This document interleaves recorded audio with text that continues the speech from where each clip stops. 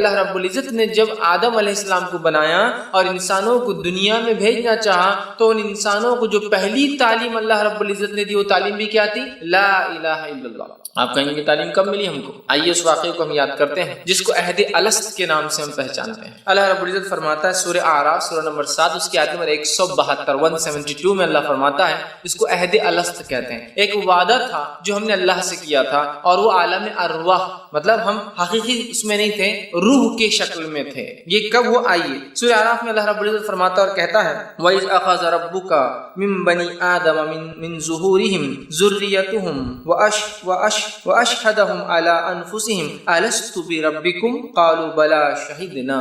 اللہ رب العزت فرماتا اور کہتا ہے وَإِذْ أَخَذَ رَبُّكَ، اور تم یاد کرو جب تمہارے رب نے نکالا آدم کی پشت سے اس کی پوری ذریت جو دنیا میں آنے والی ہے۔ ایک مقام تھا عالم ارواح جس کو کہتے ہیں، ایک مقام تھا، اللہ رب العزت نے آدم علیہ السلام کو بلایا اور ان کی پشت پیٹھ پر ہاتھ پھیرا تو سارے ہی اولادیں جو ان سے پیدا ہونے والی تھی نکل کر آ گئی اور کھڑے ہو گئی، اور اسی شکل میں حدیث میں آتا جس شکل میں دنیا میں آج ہم ہیں سب کھڑے ہو، پورے لوگ انسان جو آدم علیہ السلام سے پیدا ہونے والے تھے، آدم علیہ السلام کی بات سے لے کر آخری بچہ جو دنیا میں آنے والا ہے سب کو اللہ نے نکالا، ذریتہم ساروں کو نکالا ان کی پیٹھ سے، اور کہا وَأَشْهَدَهُمْ، اور پھر ان سے گواہی دلائی اور ان سے پوچھا عَلَىٰ أَنفُسِهِمْ، تاکہ وہ گواہ رہے اپنی نفسوں پر روز قیامت، خود سیلف وٹنس بنے اپنے آپ پر۔ کیا پوچھا ان سے؟ أَلَسْتُ بِرَبِّكُمْ، کیا میں تمہارا رب نہیں ہوں؟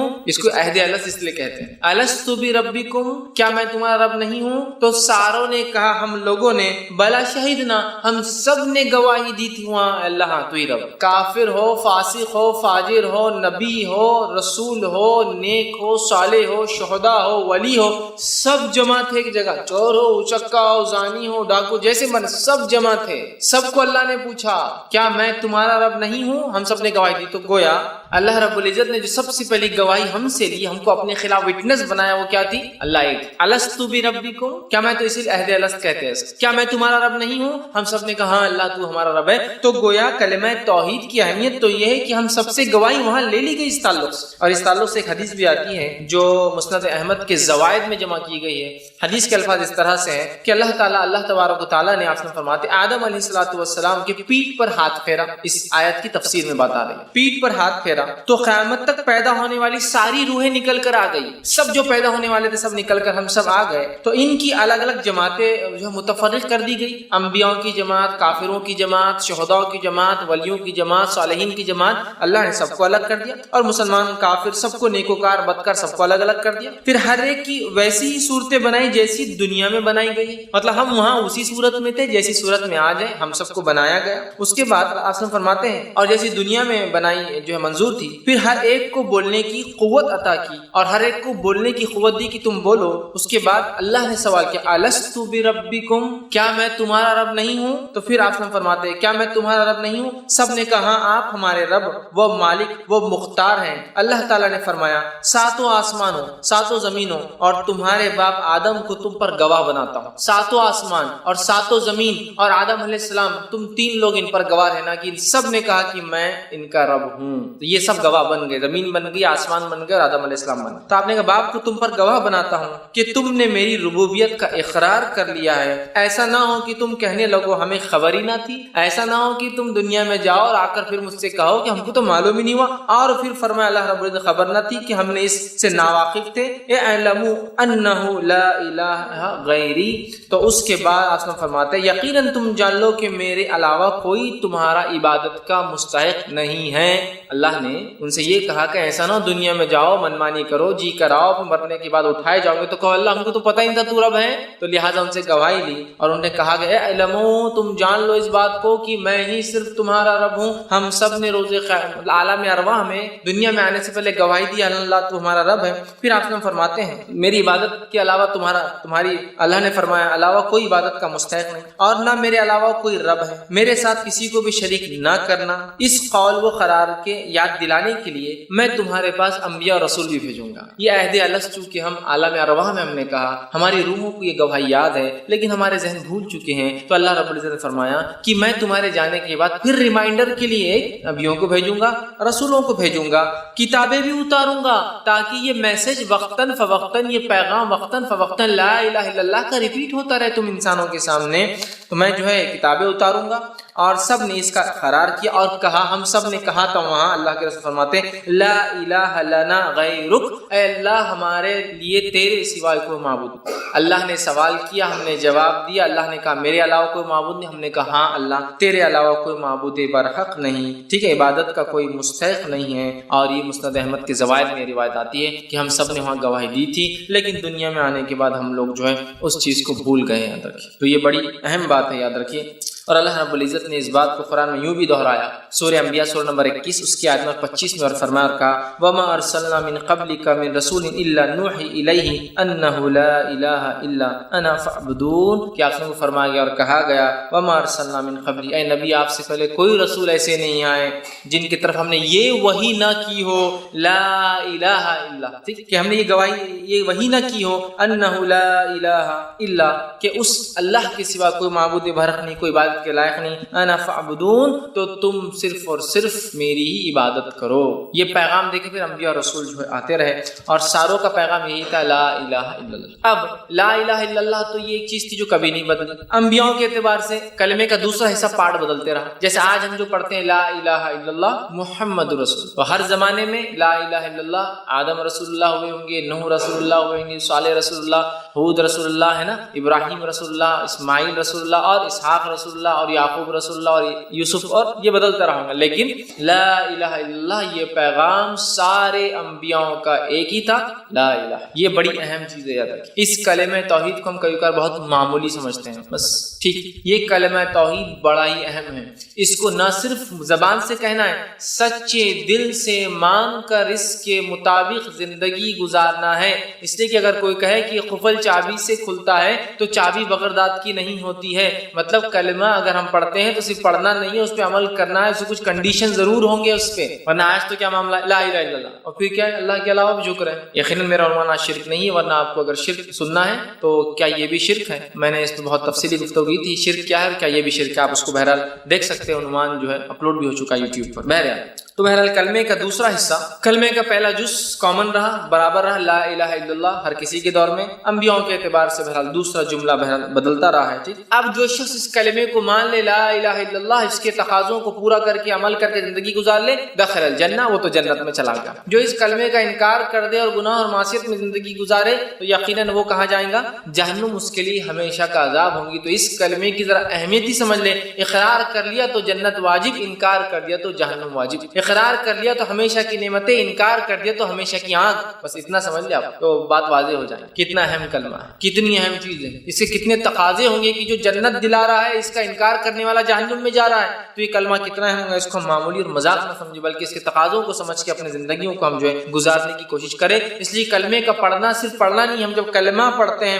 تو ہم اقرار کرتے ہیں کہ اللہ کی عبادت کریں گے، اس کی بندگی کریں گے، اس کے ساتھ کسی کو شریک نہیں کریں گے، جو وہ کہیں گا ہم کریں گے، جن چیزوں سے وہ روکیں گے ہم رک جائیں گے، جو وہ چاہیں گا اس کی چاہت ہماری چاہت، جو وہ نہ چاہیں گا اس کی جو چیز وہ چاہتا نہیں وہ ہماری جو ہے نہ چاہت، ہماری ناپسند جو اس کی ناپسند، گویا ہم اپنے آپ کو سپرد کر دیتے کلمہ پڑھ کے اللہ کی جانب۔ لیکن افسوس کی بات ہے ہم میں سے اکثر مسلمان کلمہ تو پڑھتے ہیں یہی، لیکن اپنے نفس کو سپرد نہیں کرتے اللہ کی، بلکہ کلمہ پڑھنے کے بعد بھی اپنی نافرمانی اور اپنے تقاضوں کو اللہ کے سامنے رکھتے ہیں۔ بزنس کریں گے تو ایسا کیسے چلیں گے، یہ سب نہیں ہوگا، فلاں جائیں گے تو ایسا کیسے یہ ہوگا، ہماری عورتیں فلاں کریں گی تو ایسا کیسے پردہ کر سکتی تھے۔ ہم اپنے تقاضوں کو اللہ کے سامنے رکھتے کلمہ پڑھنے کے بعد، جبکہ کلمے کا تقاضا ہے جب ایک رب کو مان لیا تو اس کی ہر چیز کو ماننا، من اور ان، جو کا تو، ڈاٹ بائی ڈاٹ، ایک نقطہ بھی ہے تو اس کو جیسے کہ تیسا ہم کو ماننا ہے اور اپنی زندگی کو ڈھال دینا ہے، گزار دینا ہے، اپنی زندگی اس کے مطابق رکھنا ہے۔ جو یہ کلمہ معمولی نہیں ہے، صرف پڑھ لینا کافی نہیں ہے، اس کے تقاضوں کو پورا کرنا بھی اتنا ہی ضروری ہے، یاد رکھیں۔ اور جس نے اس کو پڑھ لیا پھر سچے دل سے مان لیا، سچے دل سے، تو بس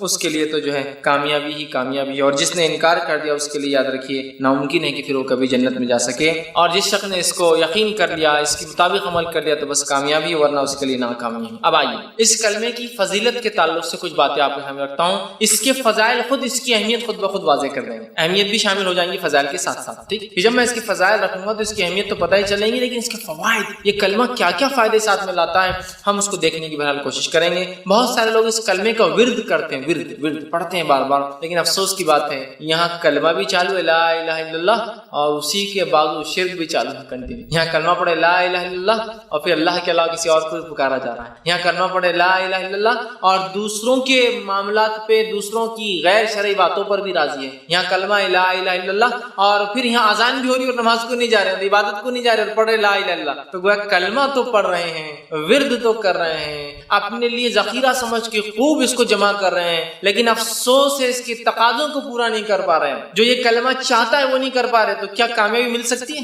نہیں ملے گی کامیابی. یاد رکھیے جب تک اس کلمے کے تقاضوں کو بھی ویسا ہی پورا نہ کیا جائے جیسا اس کلمے کو دل سے ہم پڑھ رہے ہیں، بلکہ اس کے تقاضے بڑے اہم ہیں. اس لیے کہ اسلام میں کوئی بھی چیز صرف اگر یہ خالی کلمہ پڑھ دینا کامیابی کی ضمانت ہو جاتی، صرف کلمہ پڑھنا ہی کامیابی کی ضمانت ہو جاتی، تو مشرکین مکہ کو آپس سے لڑنے کی، اختلاف کرنے کی وجہ ہی نہیں تھی. سب بولتے لا الہ الا اللہ، ٹھیک ہے ہو گئے محمد، خوش ہو گئے تم، چلو جو کرنا ہے کرو. خالی پڑھنا ہی کافی ہو جاتا تو کیا ہی بات تھی، مشرکین مکہ بھی قبول کر لیتے. اور افسوس کی بات ہے مشرکین مکہ اس کلمے کے تقاضوں کو آج کے مسلمانوں سے زیادہ جانتے تھے. جب اللہ کے رسول نے مشرکین مکہ کو، ابو جہل کو اور بڑے بڑے سرداروں کو کہا قولوا لا الہ الا اللہ تفلحون، کہہ دو صرف اتنا جملہ ہے عرب کے سرداروں، لا الہ الا اللہ، نہیں کوئی معبود برحق سوا اللہ کے، تفلحون، کامیاب ہو جاؤں گے، سکسیسفل ہو جاؤں گے دنیا اور آخرت میں. آگے فرمایا تملک العرب والعجم، عرب کے تو مالک اللہ نے تمہیں بنا ہی دیا، عجم کو بھی تم کو اللہ دے دیں گا. مطلب کلمہ توحید پڑھنے سے، اس پر عمل کرنے سے نہ صرف آخرت کا فائدہ ہوتا ہے،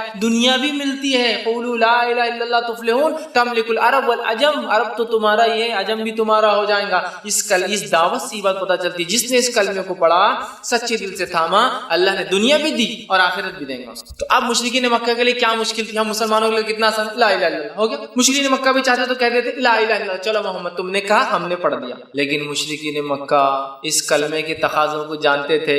لا الہ، نہیں کوئی معبود، محمد کی دعوت صلی اللہ علیہ وسلم یہ ہے ساروں کا پہلے انکار کرو، فرسٹ ڈینائل، ہر کسی کو رد کرو، پھر اس کے بعد ایکسپٹ کرو، پھر قبول کرو الا اللہ، اور ہم سے 360 چھوٹتے نہیں ہیں. یہ اب مسلمانوں کے لیے کیا ہے، لا الہ الا اللہ اور پھر جھکاوا کہیں اور، لا الہ الا اللہ اور پھر مانگنا کسی اور سے، لا الہ الا اللہ اور اولاد کسی سے طلب کی جا رہی، لا الہ الا اللہ اور مشکل میں کسی کو پکارا جا رہا. مسئلہ یہ ہے نا، مشرکین مکہ اس کے تقاضوں کو، افسوس کی بات ہے ہم سے زیادہ اچھے جانتے تھے کہ یہ کلمہ صرف کلمہ نہیں ہے، یہ کلمے کے پیچھے کئی کنڈیشنز لاگو ہیں. آپ کہیں کلمے میں تو لکھا ہوا نہیں ہے سب چیزیں. ارے بھائی میرے، میں ایک مثال دیتا ہوں. ایک انسان نکاح کرتا ہے، نکاح کے دن وہ کہتا ہے کہ قاضی صاحب پوچھتے کیا تم کو قبول ہے، تو وہ لڑکی کہتی ہاں قبول ہے، اور لڑکا کیا کہتا ہاں قبول ہے. اتنا ہی جملہ ہے نا. اب اگر شادی کے بعد لڑکی بولے میرا خرچہ، اور لڑکا بولے میں نے تم کو قبول کیا تھا، خرچہ تھوڑی قبول کیا تھا، شادی کے دن مجھے کہلوایا لگایا تھا قبول ہے، میں نے تھوڑا خرچہ. جب اس نے ایک بار کہا قبول ہے تو خرچہ بھی قبول ہے، اس کا نان و نفقہ بھی قبول ہے، اس کے بچے بھی قبول ہے، اس کے ساتھ زندگی، ہر چیز آٹومیٹیکلی امپلائی، کنڈیشن لاگو تھے. اسی طرح جب ہم کہتے لا الہ الا اللہ تو کئی کنڈیشنز آٹومیٹیکلی لاگو ہو جاتے ہیں. ہم کنڈیشنز ہٹا کے صرف سمجھ رہے لا الہ الا اللہ کافی. اگر میں کہوں ایک چابی سے تالا کھولتا ہے تو چابی بغیر دانت کی نہیں ہوتی، اس میں کچھ کنڈیشنز ہوتے ہیں. تو جب لا الہ الا اللہ کے بعد کنڈیشن اپلائیڈ، تو مشرکین مکہ کو معلوم تھا کنڈیشن یہ سب کا انکار کرنا پڑے گا، آباء و اجداد کو چھوڑنا پڑے گا، جو تو ان کے طور طریقے کو، 360 معبودوں کو اور اپنی پوری خواہشات کو محمد کی لائی ہوئی شریعت کے مطابق ڈالنا ہوگا، جو ہم سے ہونے والا نہیں ہے، لہٰذا انکار. ہمارے لیے کتنا آسان ہے، لا الہ الا اللہ اور منمانی کر رہا ہے. کلمے کا پڑھنے والا اللہ کے علاوہ کسی کے سامنے جھک رہا ہے، یہ بڑی سوچ کی بات ہے. تو مشرکین مکہ سمجھتے تھے. اب آئیے اس کلمے کی فضیلت کیا ہے. کلمہ طیبہ کی فضیلت جو ہے اس کی سب سے پہلے 1 2 3 4 کی گنتی میں رکھوں گا، اور انشاءاللہ آج ہم کہوں گے 17 فضیلت ہے اس کی. دیکھیں 17. پہلی فضیلت کلمہ طیبہ کی اہمیت بھی شامل ہے، فضیلت لیکن زیادہ ہے. فضائل جاننے سے ہمیں جو ایک ابھار ملتا ہے، ایک اس چیز کی طرف لگاؤ بڑھتا ہے اور انسان ڈٹ کر وہ عمل کرتا ہے. آئیے پہلی فضیلت کیا ہے، جس کی موت اس کلمے پر ہو جائے وہ جنت میں جائیں گے. یہ پہلی فضیلت ہے اس کا، لا الہ الا اللہ کی فضیلت. سبحان اللہ، پہلی فضیلت یہ جو یہ پڑھ لے جنت میں جانے والا، بس پڑھ لے کا معنی پھر سمجھ لینا، کنڈیشنر اپلائیڈ، پڑھ لے مطلب اس کے تقاضوں کو پورا کرے، اس کے مطابق زندگی گزار لے، جنت میں جائیں گا۔ آئیے پہلی چیز، رسول اللہ صلی اللہ علیہ وسلم فرماتے ہیں، صحیح بخاری کی روایت آپ نے فرما کہا، ما من عبد قال لا الہ الا اللہ، جب کوئی بندہ یا ایسا کوئی بندہ نہیں ہے جو یہ کہتا ہے لا الہ الا اللہ، نہیں کوئی معبود برحق سوا اللہ کے، آپ نے ثم مات علی ذالک، اور اسی پر اس کی موت آ جاتی ہے جو وہ کہہ رہا تھا کہ نہیں کوئی معبود سوا اللہ کے برحق سوا اللہ کے، ذالک الا دخل الجنہ، تو وہ سیدھا جنت میں چلا جائیں گا۔ نہیں کوئی ایسا بندہ اللہ کا جو یہ کہہ دے لا الہ الا اللہ، اس کے تقاضوں کو پورا اس زندگی گزار لے، وہ مرنے کے بعد سیدھا دخل الجنہ، جنت میں چلا جائے گا۔ جو اس کلمے کے مطابق زندگی گزارے اور اس کی موت اس کلمے پر ہو جائے، وہ جنت میں جانے والا ہے۔ میں نہیں سمجھتا ہوں اس سے بڑی کوئی فضیلت اور کسی کلام کی ہو سکتی ہے کہ جس کلام کو انسان زندگی میں پڑھ لے اور اس کلام کے مطابق، اس کلمے کے مطابق، اس سینٹنس کے مطابق اس زندگی گزرے اور اس کلمے کے ساتھ وہ مر جائے، دنیا سے چلا جائے، دخل الجنہ، جنت میں وہ جانے والا ہے۔ کتنی اہم فضیلت ہے نا، جو اس کلمے کو پڑھ کے اس کے مطابق عمل کر لے، تقاضوں پہ جنت میں جائیں گا، یہ بہت بڑی فضیلت ہے، یاد رکھیے۔ آئیے اسی طرح اس کلمے کی دوسری فضیلت جو آتی ہے وہ یہ ہے، یہ کلمہ نجات کا ذریعہ ہے، یہ کلمہ نجات کا ضامن ہے، یہ کلمہ سکسیس کی گارنٹی ہے۔ پہلا تو جنت میں جانے کا ہے، دوسرا سکسیس چاہیے، کامیابی چاہیے، کامیابی دنیا کی اور کامیابی آخرت کی، جس کو بھی چاہیے اسے یہ کلمہ پڑھنا، اس لیے کہ یہ کلمہ ضمانت ہے کامیابی کی، سکسیس کی۔ نبی اکرم صلی اللہ علیہ وسلم فرماتے ہیں، مسند احمد کی روایت آپ نے فرمایا اور کہا من قیل من الکلمۃ، آپ نے فرماتے جو میرا لایا ہوا کلمہ پڑھ لے، ٹھیک، اس کے پیچھے ایک پس منظر یہ آتا ہے کہ ابوبکر صدیق رضی اللہ عنہ نے ایک مرتبہ آپ صلی اللہ علیہ وسلم سوال کیا اور پوچھا، دریافت کیا، کوشچن کیا کہ اس دین میں نجات کا ذریعہ کیا ہے، اسلام میں نجات کا ذریعہ کیا ہے، مطلب کس چیز کو آپ یہ کہیں گے کہ یہ نجات کا ذریعہ ہے؟ تو آپ صلی اللہ علیہ وسلم نے ان کے سوال کے جواب میں کہا اور فرمایا، جو میرا کلمہ جو میں نے لایا ہوں، لا الہ الا اللہ، نہیں کوئی معبود برحق، نہیں کوئی عبادت کے لائق برحق سوا اللہ کے، جو یہ کلمہ پڑھ لے، قبول کر لے، جس کو میں نے اپنے چچا ابو طالب پر پیش کیا تھا اور اس نے اس کا انکار کر دیا تھا، وہ کلمہ ماننے والے کے لیے نجات ہے۔ کون سا کلمہ پڑھنے والے کے لیے نجات ہے؟ آپ سے سوال کیا ہو رہا ہے، اے اللہ کے رسول، اس دین میں نجات کا کیا ذریعہ ہے، سکسیس کا کیا ذریعہ؟ تو فرمایا جو کلمہ میں لایا ہوں، لا الہ الا اللہ، جو میں نے اپنے چچا پر بھی پیش کیا تھا، افسوس میرا چچا اس چیز پر ایمان نہیں لایا، جو اس کلمے کو پڑھ لے تو تمہارے سوال کا جواب ہے، نجات کا یہ کلمہ ذریعہ ہے۔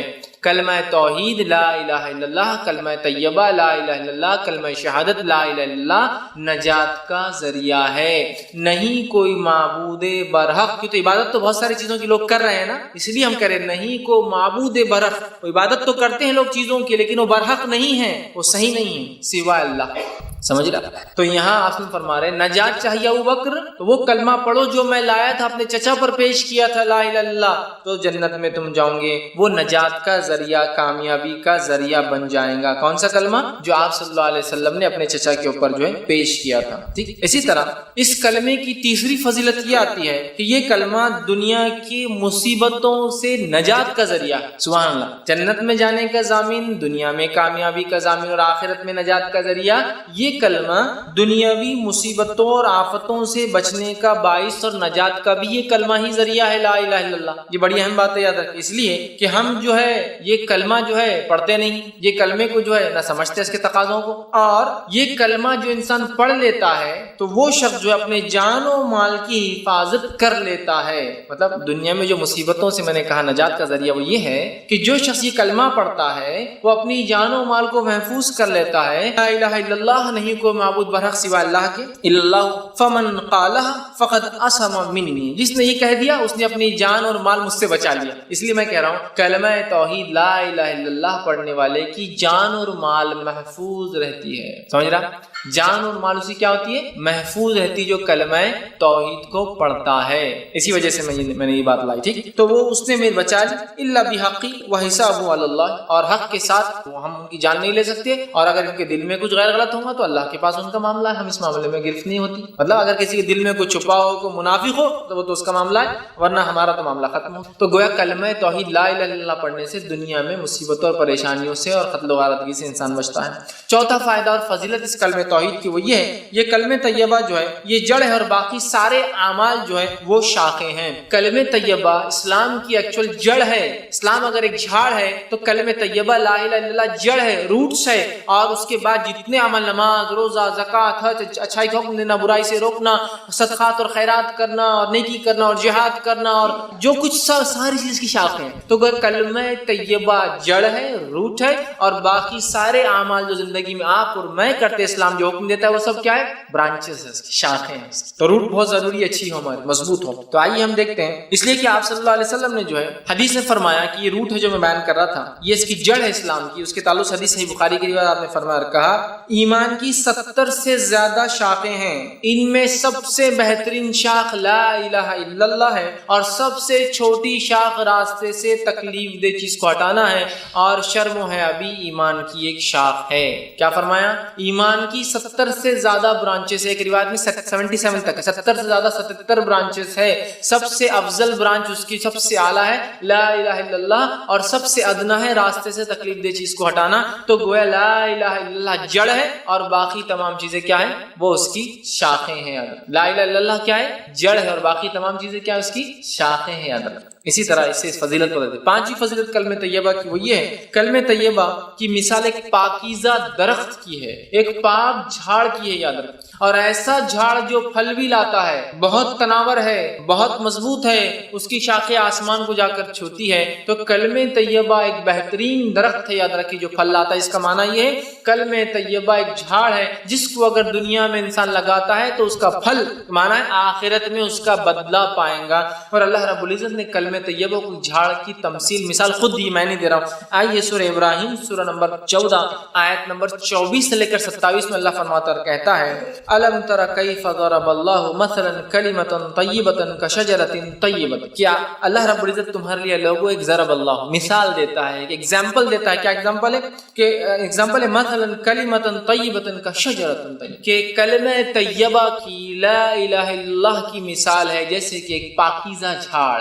مطلب اس کے اپیرنس سے بھی وہ خوبصورت دکھتا ہے. ایک کاٹے جھاڑ کو آپ پاکیزہ جھاڑ نہیں کہیں گے، ایک بدبو دار جھاڑ کو آپ پاکیزہ جھاڑ نہیں کہیں گے، ایک بدنما جھاڑ کو آپ پاکیزہ جھاڑ نہیں کہیں گے، ہے نا. ایک ہلکا زمین پہ بالکل ایک گرنے پہ ایسے جھاڑ کو آپ پاکیزہ نہیں کہیں گے. تو اللہ فرما رہا ہے الم تر کیف، اللہ تمہارے لیے لوگوں کیسی مثال دے رہا ہے. سنو، ضرب اللہ مثلا کلمۃ، تمہارے لیے مثال ہے کلمہ طیبہ کی، کشجرۃ طیبۃ، ایک پاکیزہ جھاڑ کی ہے، اصلها ثابت وفروها فی السماء، جس کی زمین میں جڑیں دھسی بھی ہے، مضبوطی سے گڑی ہے، اور جس کی شاخیں فروها فی السماء، آسمان کو چھوتی جائے. سبحان اللہ، کیا جھاڑ. جو لوگ کاشتکاری کرتے ہیں ایسے جھاڑ کو دیکھ کر کتنی خوشی ہوتی ہے نا کسی بھی انسان کو. کاشتکاری نہیں بھی کرتے ہیں، آپ راستے سے جا رہے ہو، بڑا جھاڑ دکھتا ہے، بہت جڑیں اور خوب اونچی شاخیں، تو آپ بھی 2 منٹ گاڑی روک کے بولتے ہیں کیا بہترین جھاڑ ہے. تو کہا کلمہ طیبہ ایک ایسا پاکیزہ جھاڑ ہے جس کی جڑیں مضبوط ہے، جس کی شاخیں آسمان کو فروها فی السماء توتی اکلها کل حین باذن ربها، اور اپنے رب کے حکم سے ہر موسم میں ہر بار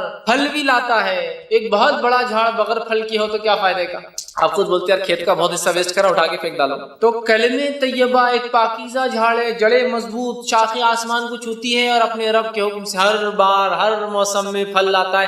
کنٹینیوسلی فروٹ دینے والا جھاڑ ہے، کبھی بھی جاؤ اور آپ کو پھل مل جائے گا. یہ کلمہ طیبہ. کلمہ طیبہ سمجھیے آپ، ایک جھاڑ سے مثال، جھاڑ کے کتنے فائدے اٹھاتے ہیں آپ. کچھ جھاڑ کو اگر پتے نہ ہو، شاخیں نہ ہو، تو آپ جڑ سے فائدے اٹھاتے ہیں، اس کی چھال سے فائدے اٹھاتے ہیں. کئی کھانوں میں چھالیں استعمال ہوتی ہے، کئی دواؤں میں چھالیں استعمال ہوتی ہے. اس کی شاخیں بڑی ہو تو آپ کاٹ سکتے ہیں، پھر وہ بڑھیں گی. اس کے پھل آتے ہیں تو جھاڑ کی آپ خدمت کریں گے، اس کے پھل سے آپ پیسہ کمائیں گے. کلمہ طیبہ سوائے نفع کی اور کچھ نہیں دینے والا ہے ہم کو. اس لیے جھاڑ کی مثال، کیونکہ جھاڑ کا ہر پارٹ جو ہے نفع بخش ہوتا ہے. بتائیے آپ جھاڑ کا کون سا پارٹ نفع بخش نہیں؟ جڑیں نکل رہی تو کبھی کوئی دانت اس سے مانج رہا ہے، کبھی کوئی دوا بن رہی ہے، کبھی کسی چیز میں استعمال ہو رہا ہے نا. کبھی چھالیں ہو رہی تو آپ کھانے میں ڈال رہے. دار چینی کیا ہے؟ وہ بھی ایک چھال ہے. بہت سے لوگ مختلف کھانے اس سے بناتے ہیں. لکڑی نکل جائے تو جلانے میں کام آتی ہے، کشتیاں بنتی ہے، دکان بنتے ہیں، گھر بنتے ہیں، مکان سامان بنتے ہیں, سامان بنتا ہے. اگر پتے ہیں تو جانور ہمارے کھا کے فائدہ اٹھاتے ہیں, پھول لاتا ہے تو خوشبو ہوتی ہے, دوائیں بنتی ہے, کیا کچھ نہیں ہوتا. اس طرح پھل لاتا ہے تو پھل بیچ کے نفع کمایا جاتا, پھل کھا کے فائدہ اٹھایا جاتا, پھل سے بیج نکلتے, بیج سے اور جھاڑ لگایا جا سکتا ہے. جھاڑ کبھی بھی نفع بخش ہوتا ہے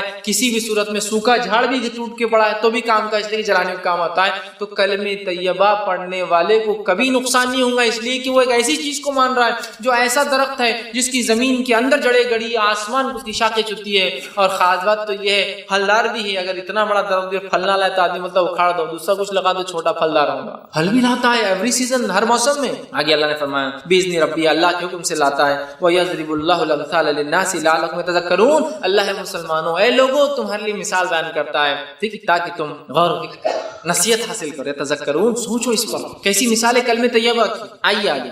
وَمَثَلُ كَلِمَةٍ خَبِيثَةٍ كَشَجَرَةٍ خَبِيثَةٍ اجْتُثَّتْ مِنْ فَوْقِ الْأَرْضِ مَا لَهَا مِنْ قَرَارٍ, اور کلمہ خبیثہ کی, لا الہ الا اللہ کے خلاف جتنے کلمے ہیں جو شیطان کی طرف سے ہوتے ہیں, اللہ نے فرمایا مثل کلمۃ خبیثۃ کشجرۃ, کہ کلمہ شیطان کے کلام کی, کلمہ لا الہ الا اللہ کی جتنی باتیں اس کے علاوہ کہی جا رہی ہے ان کی مثال ایسی ہے. کشجرۃ خبیثۃ, بہت برے جھاڑ کی جس کو دیکھنا بھی نہیں. کشجرۃ طیب, اس کو دیکھنا بھی پسند ہے. کلمہ طیب برا جھاڑ جس کو دیکھنا بھی ہے نا, کچھ جھاڑوں کو آپ کو دیکھتے لگتا ہے ان کو دیکھنا بھی اچھا نہیں, میں دیکھ کے کاٹے آنکھ پیار, اتنا گندا جھاڑ ہے نا, تو بیکار جھاڑ ہے. تو کہا اس کی مثال بیکار جھاڑ کی ہے. اور آگے فرمایا اس کی جڑیں بھی اندر نہیں جاتی تھی, کھوکھلی پوری زمین پہ اکھڑی ہوئی, جس کو دیکھ کر ہی آپ کو لگ رہا ہے یہ کچھ ٹکنے والا جھاڑ نہیں ہے, زیادہ آندھی طوفان مصیبتوں میں کام نہیں آنے والا, اس کو سہارا لینا بولے تو یہ اپنے اوپر گرنے والا ہے. اور وہ خراب بھی نہیں ہے, وہ ایسا جھاڑ ہے کہ کبھی بھی گر سکتا ہے. آپ کو دیکھ کر اس کی جڑوں کی ڈھیل ایسا لگ رہا ہے کبھی بھی گر سکتا ہے. اللہ فرمایا ما لها من قرار, رک بھی نہیں سکتا ہے.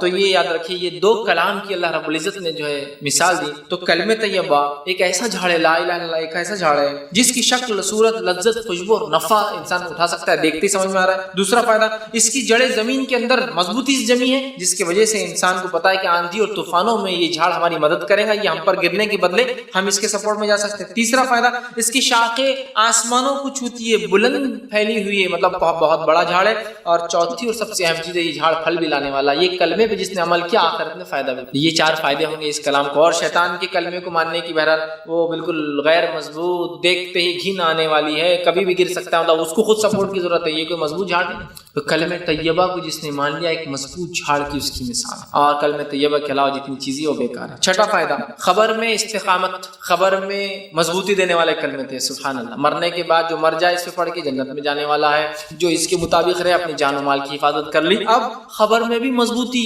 خبر میں اکیلے ہوں گے ہم, کیا ہوگا ہے نا, اکیلے انسان. آئیے جو ہے مسند بزار کی یہ روایت ہے, ماں عائشہ رضی اللہ عنہا فرماتی ہے, آپ نے سوال کیا اللہ کے رسول میں ایک کمزور عورت ہوں, عورتیں ویسے بھی کمزوری ہوتی ہے نا مردوں کے مقابلے میں, تو وہ فرماتی اور کہتی ہے میں ایک عورت ہوں اور میں ضعیف ہوں اللہ کے رسول, میں کمزور ہوں, بہت ڈرتی ہوں, جلدی ڈر لگ جاتا ہے, جلدی پریشان ہو جاتی ہوں. عموماً ہوتا ہے عورتوں میں یہ صفت ہے, جلدی ڈر جاتی ہے, جلدی پریشان ہو جاتی ہے. تو ماں عائشہ رضی اللہ عنہا نے بھی وہی سوال کیا اللہ کے رسول میں ایک عورت ہوں, بہت جلدی پریشان ہو جاتی ہوں, اور جب جو ہے مرنے کے بعد خبر کے اندر جو ہے جب میں جاؤں گی اور منکر نکیر آئیں گے تو میرا کیا حال ہوگا, جبکہ میں اکیلے ہوں گی منو مٹی نیچے. آپ اندازہ لگائیے یہ ایک ہال ہے, اس ہال سمجھو کہ رات میں پروگرام ہو رہا ہے اور اللہ نہ کرے لائٹ چلی جائے, عورتیں بھی اوپر بیٹھی, اچانک لائٹ چلے گئی اور باہر کوئی چاندنی رات بھی نہیں, بدلی آئی, بادل ہے خوب, اور لائٹ چلے جائے تو کیسی تھرتھراہٹ مل جاتی ہے. معلوم ادھر بھی عورتیں بیٹھی, ادھر بھی عورتیں بیٹھی, ادھر بھی مرد بیٹھے, ادھر بھی مرد بیٹھے, لیکن ادھر کا بیٹھنے والا آدمی ادھر والے کو چپک جاتا ہے نا. لائٹ جاتے ہی ایک عورت دوسرے عورت کا ہاتھ پکڑ لیتی, وہ خود جھنجلا کہہ رہے چھوڑو ہم خود پریشان لائٹ جانے سے, ہے نا, خوف ڈر. حالانکہ ہم 100 لوگ بیٹھے ہیں, ہم 50 لوگ بیٹھے ہیں اور لائٹ چلے اندھیرے ڈر. تمہیں عائشہ کری اللہ کے رسول خبر منو مٹی نیچے, ساتھ کوئی نہیں ہے, لوگوں نے مٹی ڈال دی تو ایک روشنی آنے کی بھی جگہ نہیں, ایک ٹمٹی پانے والا چھوٹا دیا بھی نہیں ہے, اور میں ایک ضعیف کمزور عورت, اور جب منکر نکیر میرے سامنے آ جائیں گے اور آ کر پوچھیں گے من ربو کا, کیا جواب دوں. ایک روایت میں صحابہ نے کہا اللہ کے رسول یہ منکر نکیر اتنی خوفزدہ حالت میں آئیں گے, زمین کو اپنے دانتوں سے پھاڑتے ہوئے آئیں گے, جن کے دانت بیلوں کی سینگوں کے اتنے ہوں گے, آنکھیں بڑی بڑی اور لال ہوں گی, اور گرجدار آواز میں زمین کو پھاڑ کر آئیں گے. انداز لگا کیسی مخلوق, اور کہیں گے من ربو کا, اور جن کی آواز کڑک کی بجلی جیسی ہوں گی. کڑک کی بجلی سے تو اچھے لوگ گھبرا جاتے جب کڑکے تو, ہے نا, آواز کڑک کی بجلی جیسا, من ربو کا. صحابہ نے کہا ہم تو پتھر کے بت بن جائیں گے, مٹی کے بت, مطلب ہماری تو کیفیت نہیں ہوگی بولنے کی. ہماری عائشہ نے بھی یہ سوال کیا کہ ہم تو جم جائیں گے, ہم تو کچھ نہیں کہہ پائیں گے؟ تو آپ صلی اللہ علیہ وسلم نے یہ آیت تلاوت جو سورہ ابراہیم سورہ نمبر 14 آیت نمبر 27 تھی، اللہ نے فرمایا یثبت اللہ الذین آمنوا بالقول الثابت فی الحیاۃ الدنیا وفی الآخرۃ ویذل اللہ الظالمین ویفعل اللہ ما یشاء۔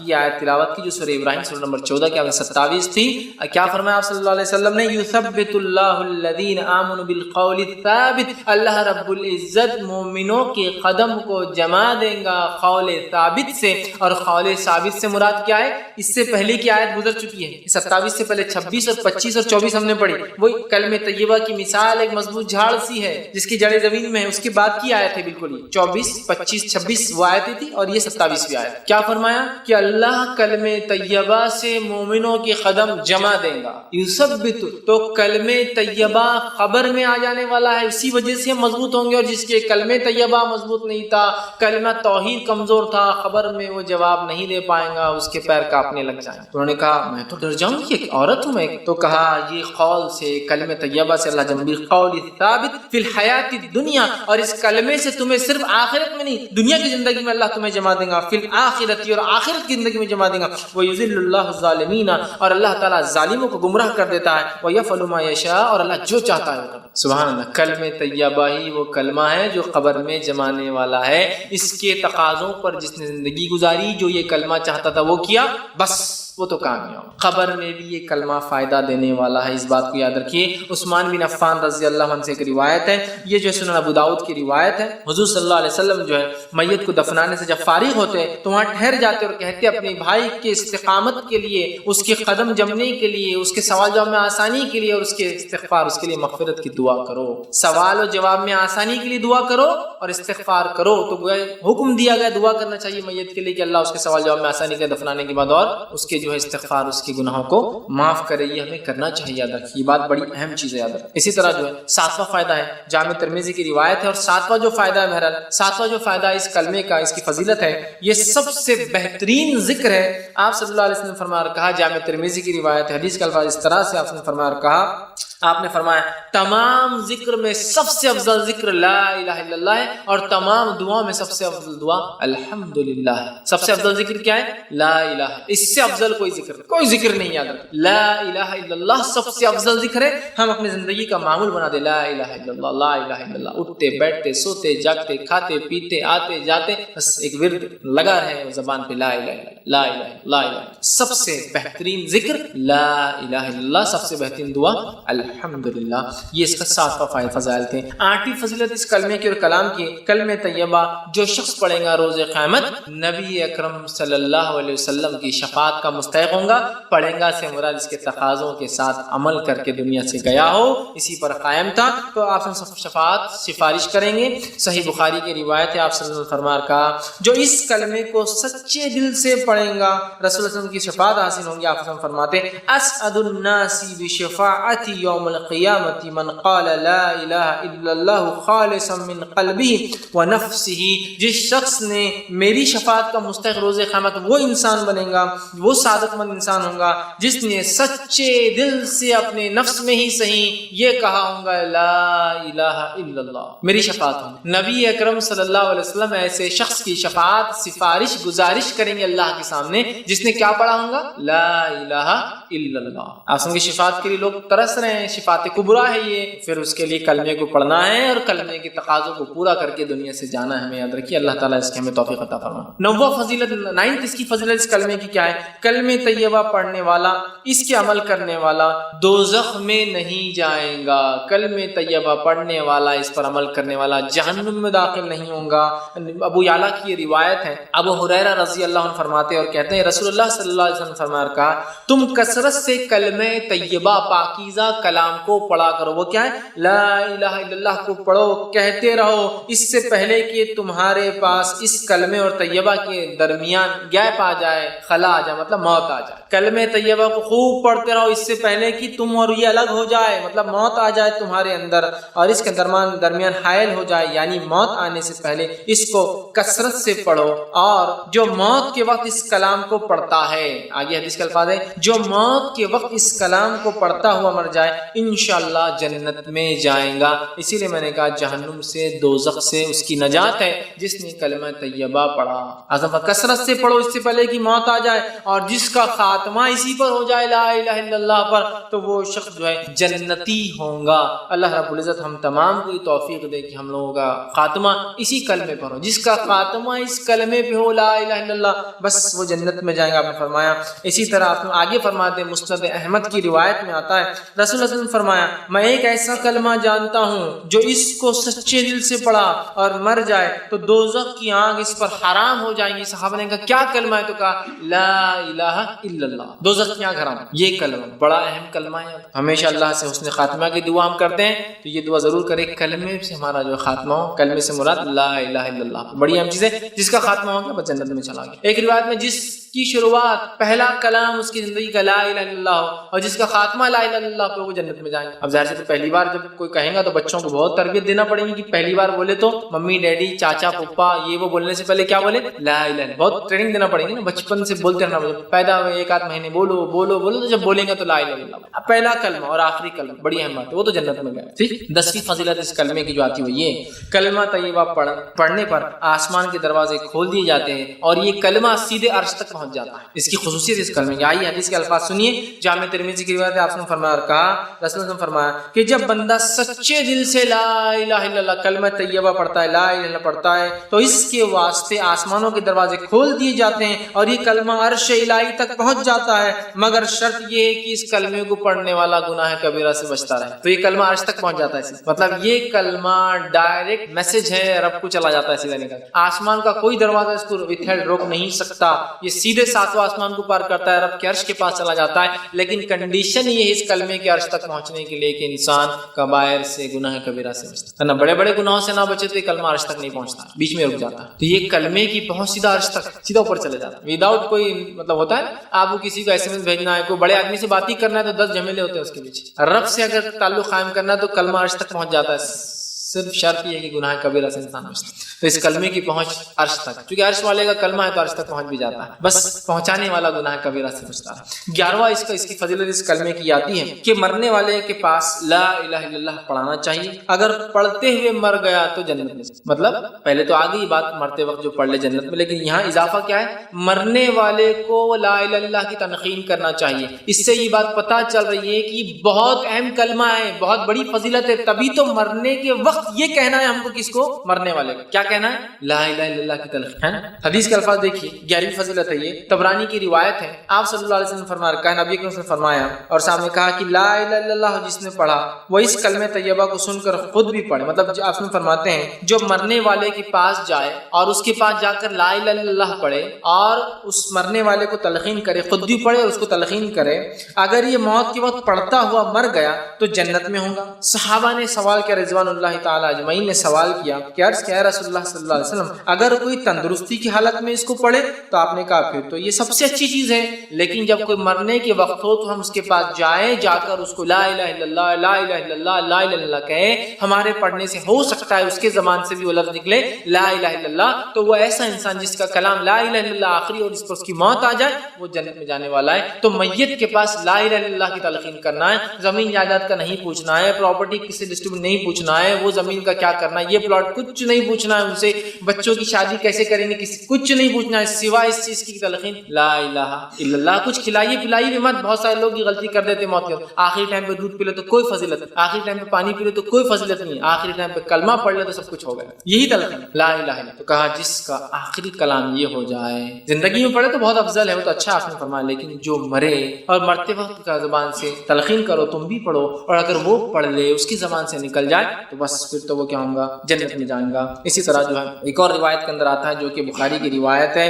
عتبہ جو ہے حضرت عتبہ بن مالک رضی اللہ عنہ کے راوی وہ کہتے ہیں آپ نے فرمایا اور کہا جو اللہ کی رضامندی کے لیے کلمہ طیبہ لا الہ الا اللہ پڑھے قیامت کے دن دوزخ کی آگ اس پر حرام ہو جاتی ہے۔ بخاری کی روایت، دوزخ کی آگ اس پر حرام ہو جاتی ہے، پہلے بھی آئی یہ بات، اور اگر مرتے وقت پڑھ لے تو جنت اس پر واجب ہوتی ہے۔ 12ویں اس کی فضیلت اس کلمے کی ہے، کلمہ طیبہ کا پڑھنے والا جہنم سے نکالا جائے گا۔ اب چلے گیا کوئی انسان جہنم، گناہ گار تھا چلے گیا اور بھگت رہا ہے سزا جہنم کی، تو نکلنے کا سامان بھی کلمہ طیبہ ہے۔ مرتے وقت پڑھ لے تو جنت، پڑھ لیا تو جہنم حرام ہو گئی۔ موت کے وقت پڑھا جانا چاہیے، قبر میں آ کے کلمہ آپ کو جو ہے ثابت قدم رکھیں گا۔ مر گیا انسان، گناہ گار تھا، گناہوں کی سزا بھگت رہا ہے، لیکن اگر کلمہ طیبہ پڑھاؤں گا تو نکلنے کا راستہ باقی ہے، ابھی اس نے اپنے لیے راستہ باقی رکھا۔ حدیث کے الفاظ سنیے، آپ صلی اللہ علیہ وسلم نے فرمایا، مستدرک حاکم کی روایت، آپ نے فرمایا اور کہا اخرجوا من النار من قال لا الہ الا اللہ وفی قلبہ ذرۃ من الایمان۔ اللہ رب العزت روز قیامت کہیں گا فرشتوں سے، اے فرشتوں اخرجوا من النار، نکال لاؤ ناک سے ان لوگوں کو، کن لوگوں کو؟ من قال لا الہ، جس مطلب لوگ نکلتے جائیں گے سائے بھگت کے، لیکن اللہ ایک ٹائم اعلان بھی کریں گا نکال لو بس ان لوگوں کو جہنم سے جس نے کیا کیا ہو، من قال لا الہ الا اللہ، جس نے لا الہ الا اللہ کہا ہو، فی قلبہ، زبان سے نہ بھی کہا ہو تو دل میں تو کہا ہوگا، اس کو ایسا بھی لالا اٹھا کر۔ اللہ تعالیٰ تو اپنے بندوں کو سزا نہیں دینا چاہتا نا، مغفرت، تو جاؤ لے کر آؤ، جس نے لا الہ الا اللہ کہا ہو منہ پہ نہیں تو دل میں کہا، لاؤ فی قلبہ، اس کے دل میں کبھی پڑھاؤ، لے کر آؤ نکال کر اس کو، فی قلبہ ذرۃ من الایمان، اور اس کے پاس ذرہ برابر بھی اگر ایمان ہوگا تو لاؤ، خالی وہ وربل پڑھنے والا نہیں تھا، ایک باری پڑھا ہو لیکن اس کے دل میں ایمان ہو۔ ذرہ برابر ایمان سے کیا مراد ہے؟ بہت سے لوگ بولتے ہیں حدیث میں ذرہ برابر ایمان جنت میں جائیں گا، اس کا کیا معنی؟ اس کا معنی یہ ہے ایمان تو مکمل تھا، عمل نہیں کرنے کی وجہ سے ذرہ کہا گیا اسے، ورنہ اگر ایمان میں کوئی کمزوری آئے تو کبھی جنت میں نہیں جائے گا انسان، یہ بات لکھ کے رکھ لیجیے۔ تو ذرہ برابر کیوں کہا گیا؟ ایمان تو مکمل ہو اس کا، لیکن عمل نہیں کرنے کے ذرہ کے لفظ استعمال کیے گئے۔ بہت سے لوگ بولتے ہیں اپن ایمان کیسا برے چل جائے، ذرہ کا لفظ ہے نا، ذرہ تو ہے اپنے پاس، نہیں، ذرہ سے مراد ایمان مکمل تھا، جیسا ہونا ویسا تھا، لیکن اعمال نہیں ہونے میں ذرہ کہا جا رہا ہے اس حدیث میں۔ کہ ذرہ برابر ایمان ہو اور دل میں لا الہ الا اللہ کہا ہو، اس کو نکال کے لاؤ، اخرجوا من النار من قال لا الہ الا اللہ، نکال لاؤ اس کو جس نے لا الہ الا اللہ کہا ہو۔ پھر آگے فرمایا وذکرنی، اور میرا کبھی ذکر کیا ہو، وخافنی فی مقام، اور کبھی میرے سامنے کھڑے ہونے سے ڈرا ہو، ان سب کو لاؤ، دل میں پڑھا ہو، کبھی منہ سے کہا ہو، اور میرا ذکر کیا ہو کبھی، اور میرے سامنے کھڑا ہونے سے ڈرا ہو، یہ سب لوگوں کو نکال کے لاؤ، اور فرشتے جا کر نکال کے لاؤ۔ 13واں فائدہ اس کلمے کا لا الہ الا اللہ کی فوائد اور اس کی فضائل جو ملتے ہیں وہ یہ ہے، جو شخص 10 مرتبہ اس کلمے کو پڑھے گا وہ اس کی مثال ایسی ہے جیسے کہ اس نے جو ہے 4 غلاموں کو آزاد کیا۔ حدیث میں الفاظ میں آپ فرماتے ہیں جو شخص لا الہ الا اللہ وحدہ لا شریک لہ لہ الملک وله الحمد وهو على كل شيء قدیر، لیکن اس میں بھی لفظ لا الہ الا اللہ وحدہ لا شریک، نہیں کوئی معبود حق سوا اللہ رب العزت کے، وحدہ وہ ایک ہے، لا شریک لہ اس کے ساتھ کوئی شریک نہیں، اس کا کوئی ہمسر نہیں، اس کا کوئی برابر نہیں، اس کے لائق عبادت میں نہیں ہے، اس کی کوئی صفات نام اور صفات کسی کے ویسے نہیں، لا شریک کوئی شریک نہیں، لہ الملک اسی کے لیے ساری ملکیت، وله الحمد تمام تعریف ہے اسی کے لیے، وهو على كل شيء قدیر وہ ہر چیز پر قادر ہے۔ جو اس کو پڑھ لے گا 10 مرتبہ پڑھے گا تو اس کو ایسا ثواب ملے گا جیسے اس نے اسماعیل علیہ السلام کی اولاد سے 4 غلاموں کو آزاد کیا ہو۔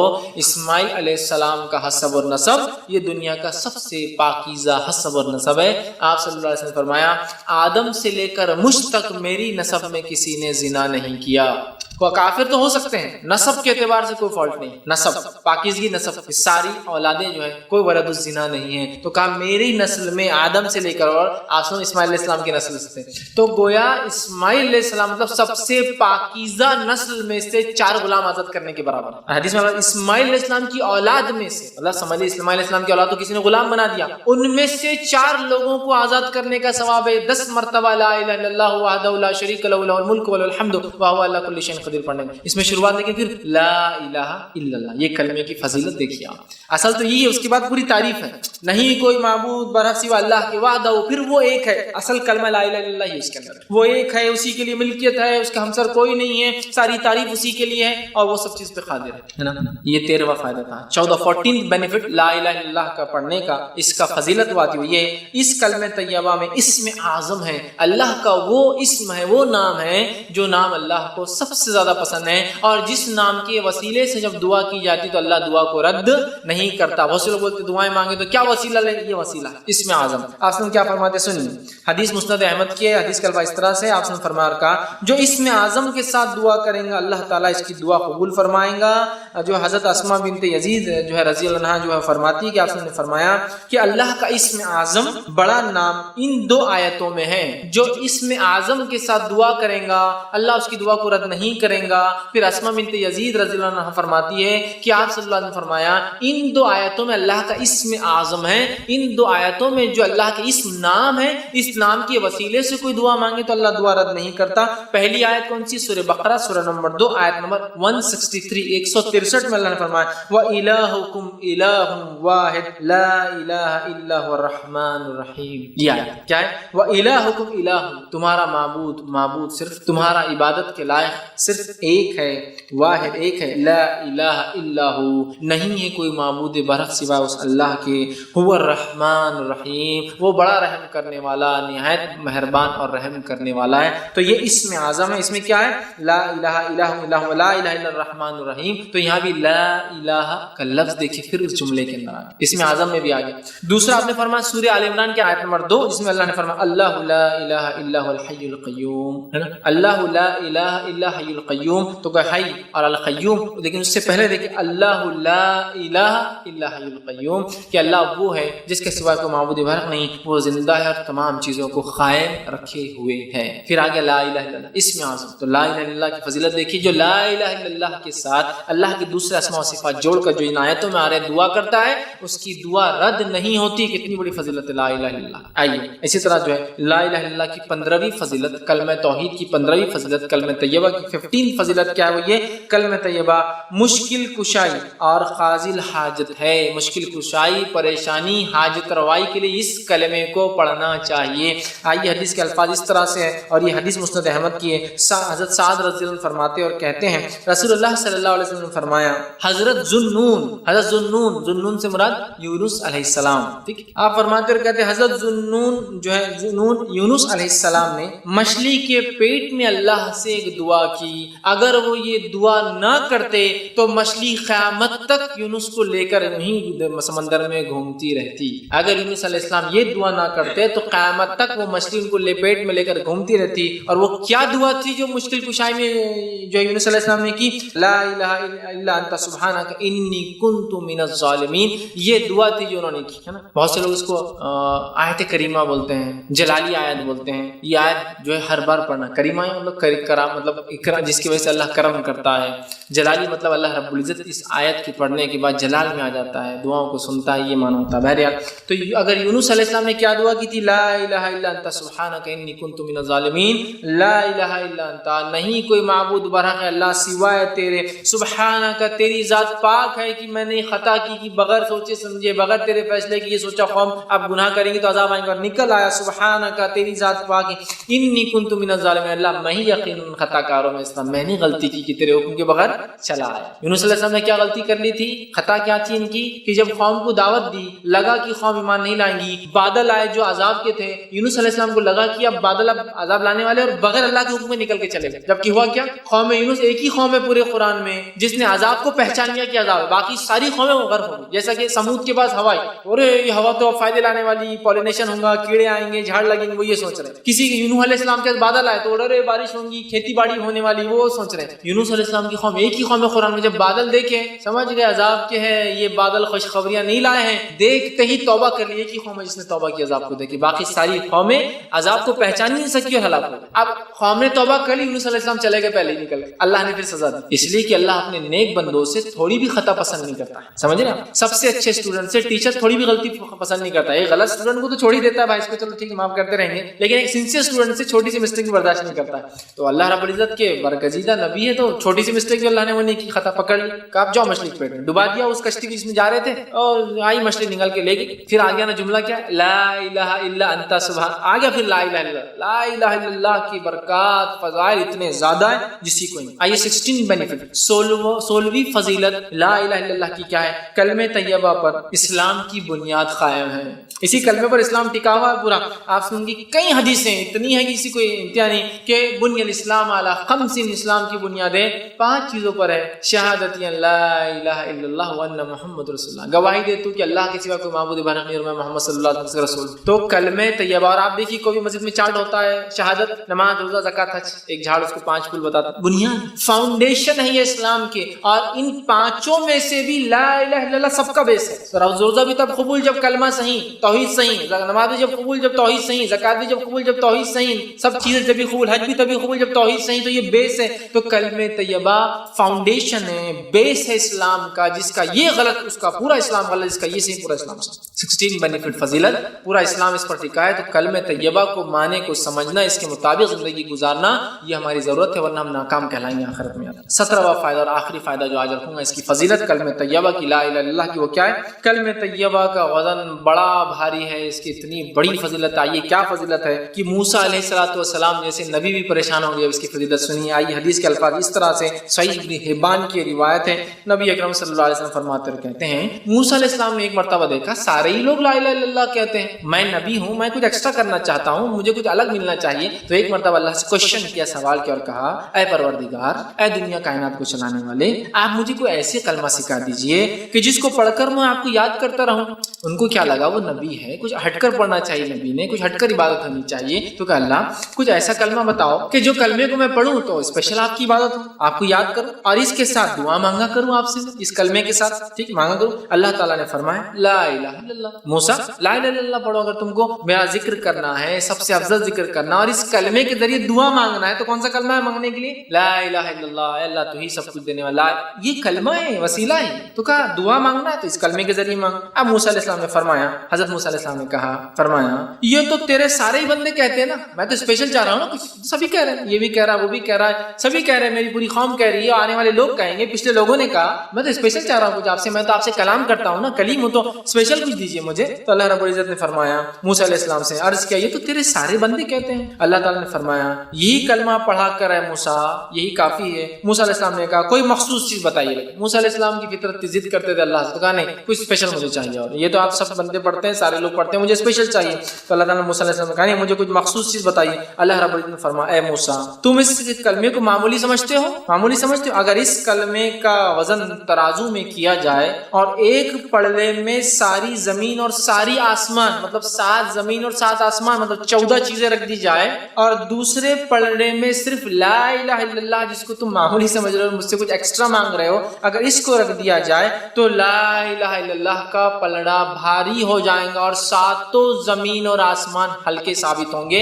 اور 7 زمین اور آسمان کا وزن کیا ہو سکتا ہے, ہم اندازہ نہیں لگا سکتے. ان امیجنیبل اماؤنٹ آف ویٹ ہے وہ, اس وزن کا اندازہ نہیں. ہماری دنیا کا وزن کتنا ہوگا, ہماری صرف ملکی وے گیلیکسی میں ہمارے سورج اور ہماری جو آس پاس جو کائنات میں پلانٹ جس کو کہتے ہیں, ان کا وزن کتنا ہوگا, اور ہماری ملکی وے گیلیکسی جس کے اندر دودھیا گیلیکسی میں 100 ٹریلین سٹار ہے, بہت بڑی گنتی ہوتی ہے, 100 بلین کا 1 ٹریلین ہوتا ہے, 100 ٹریلین سٹار ہے, اور ایک ایک تارا سورج سے بھی کئی گنا 10 20 30 40 بلکہ سورج کے مقابلے میں 13,000 مطلب 1300 بلین ٹائم اس کا ویٹ زیادہ, مطلب وہ حساب بہت بڑا ہے, یہ ہم کر نہیں سکتے آسانی سے, ہمارے کیلکولیٹر بھی نہیں کرتے, 12 ڈیجٹ سے آگے چل جاتا ہے. یہ ایک اتنا وزنی ہے, یہ صرف ہماری ہے, اور ہماری کائنات جو پہلے آسمان سے پہلے تمام چیزیں, اس کے اندر 300 کھرب ایسی کائناتیں چل رہی ہے جو ہم دیکھ سکتے ہیں, اس کے علاوہ کتنی ہوں گی وہ اللہ ہی بہتر جانتا ہے.